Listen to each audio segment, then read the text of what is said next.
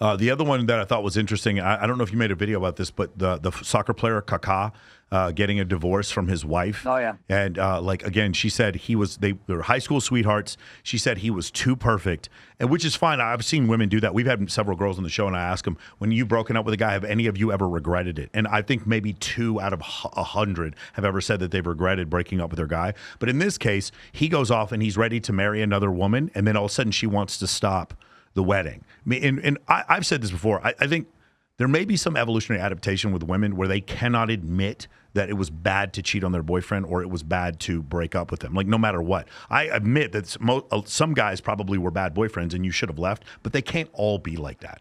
And so I'm just curious what you think about that whole situation, because that was like a very extreme example where it was like he's too perfect, and then as soon as he's ready to be with someone else, then all of a sudden she changes her attitude.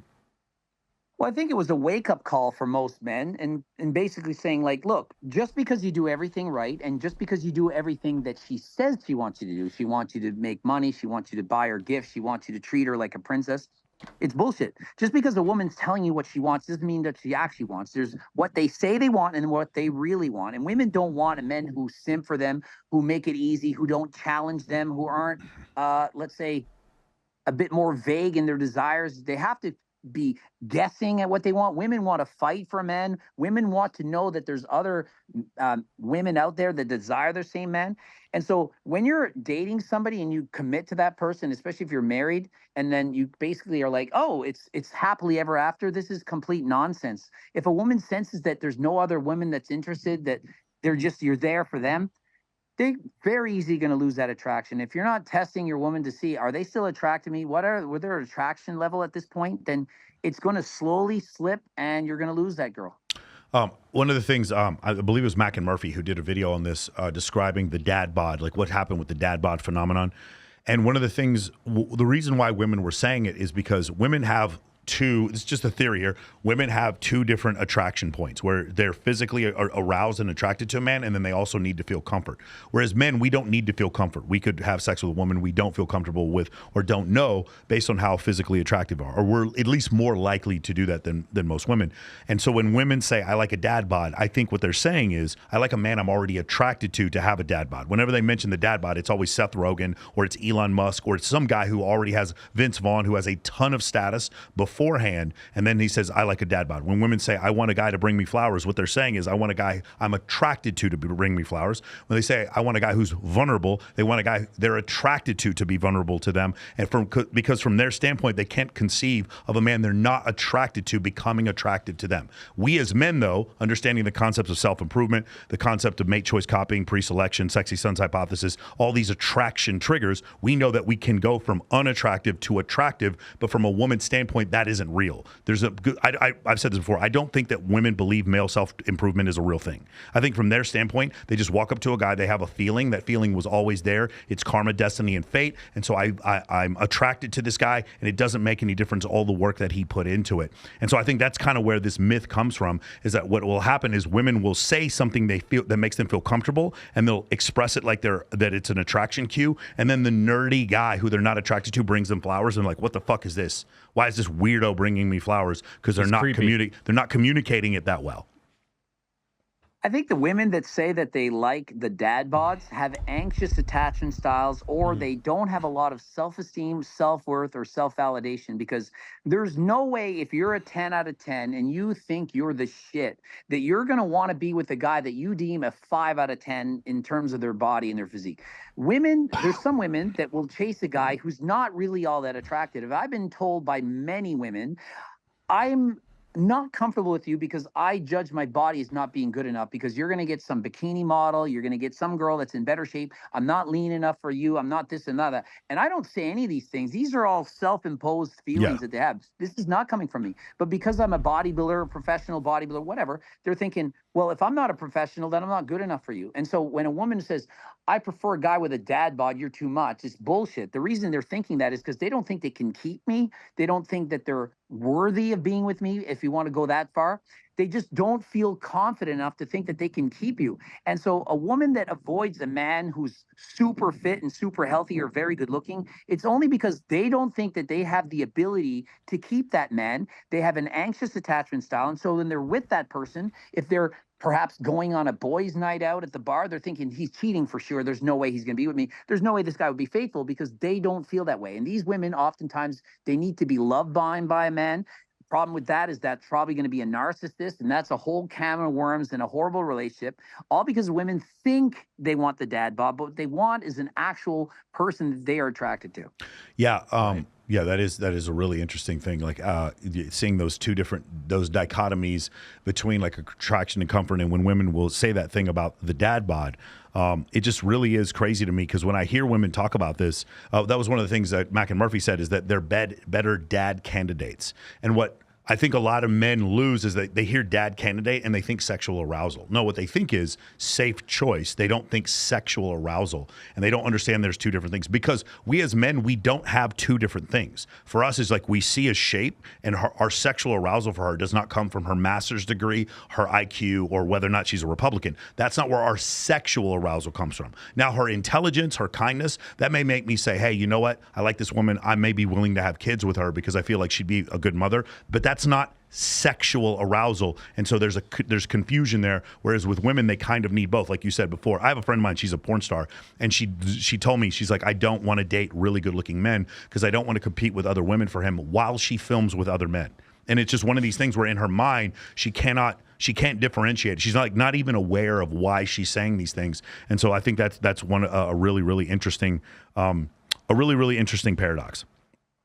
Listen to this. I dated more than one woman. They said this: I date older men. These girls are in their mid-20s. I date older men, minimum age 40, minimum 45 plus, better, 50 something even better. And why? Because men will cheat on their wives or drop their girlfriends when they get older.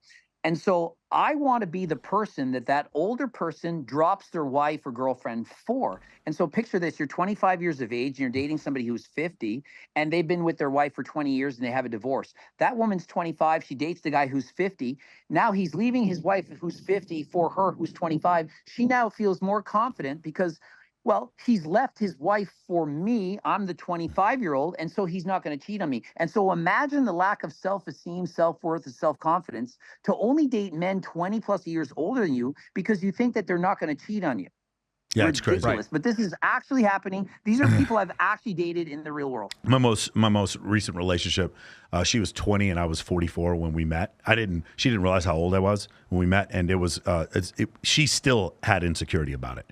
Because this is another point I want to bring up. It was, I'll talk to my clients and they'll get messages from girls and they'll say, hey, I don't like when you post these pictures when you're out at the pool where you're showing your six-pack abs, or you're showing that you're traveling, or you're showing beautiful women. And then I ask them, right after she complained about that, what happened? And they're like, yeah, she had sex with me. And I was like, yeah, that's of course she's going to complain about this thing that generates attraction. She's going to tell you to not do the thing. But then here's the thing: women vote with their vagina. And so they'll still have sex with you right afterwards, because what they're doing is they're trying to say this thing that you're doing is generating attraction, but I'm losing comfort. Anything that builds attraction, I think, is the way to describe. I describe it as anything where a woman's losing power. So you get richer, you get in better shape, you get more followers, your company grows, and you have more social alignments. Anything where comfort grows and attraction goes down is where she's getting more power. You get the dad bod, you stay at home with the kids, you take out the garbage, you do all these things that she wants. You get down on one knee. Getting down on one knee and proposing to a woman is a comfort thing. It is not an attraction thing. And so whenever you see that dichotomy, she's going to say, I want you to do these things that give me more power in the relationship. And then she's going to complain about the things where she's losing power in the relationship. And yet these are the things, if you go look at her past, these are the men she had sex with. And when you look at it from that standpoint, you're like, oh, I had a girl on here. She's a Playboy model. And she goes, I really like guys who are nice to me. I love it when they're nice to me. Nothing turns me on than nerdy guys who are super nice to me. Then I ask her 5 minutes later about her boyfriend, and she goes, yes, he's a narcissist. And I'm like, you just said, like, do you? And I stopped her. I was like, do you understand how this is fucking confusing? You just said you like guys that are nice to you, but the guy who put his penis in you was a narcissist. Do you understand how men will listen to this and be very confused by the things that you're saying, how you're giving two messages? And she's like, yeah, I kind of guess. It's like, I just want guys to be nice to me, and I understand that's what you want, but that's not what you're attracted to. Yeah, that's why I say don't listen to what women are telling you. Show them what they want you to do. Like show them what you want. You know what they want. You just have to read a book or two, and you're going to understand this theory.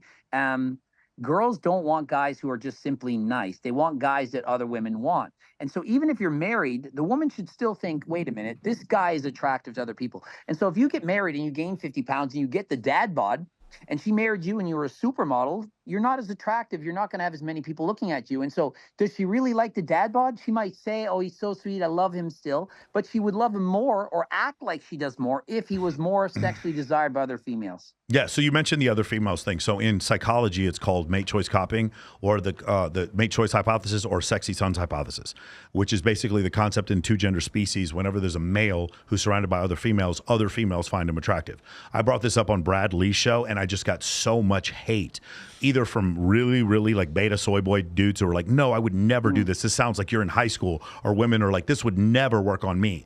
And so I went back on the show again, and I showed that there's a study done by Texas Christian University where they show a man by himself, and then they show the same man to a different control group where he's surrounded by women or has other women in the photo complying, smiling, touching, etc. And he would go up from like a 6 to an 8 on a 10-point scale. He would certainly go up. And when I provide the evidence, Greg, what should happen with normal rational people is they should be like, oh, thank you for this new data.